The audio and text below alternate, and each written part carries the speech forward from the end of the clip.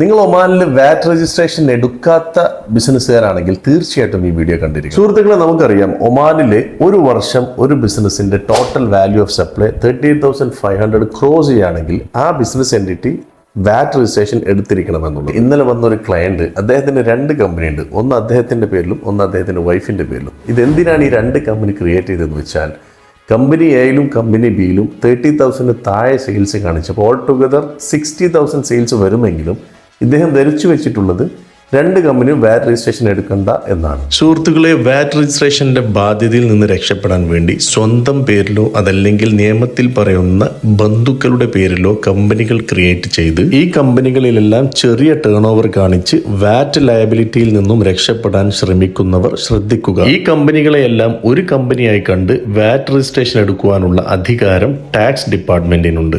മാത്രവുമല്ല, ഈ കമ്പനികൾ തമ്മിലുള്ള ട്രാൻസാക്ഷൻ മാർക്കറ്റ് വാല്യൂവിലാവണമെന്നുള്ള ഒരു നിബന്ധനയും കൂടി. ഇതിനെക്കുറിച്ച് കൂടുതൽ അറിയേണ്ടവർക്ക് താഴെ കാണുന്ന നമ്പറിൽ ബന്ധപ്പെടാവുന്നതാണ്.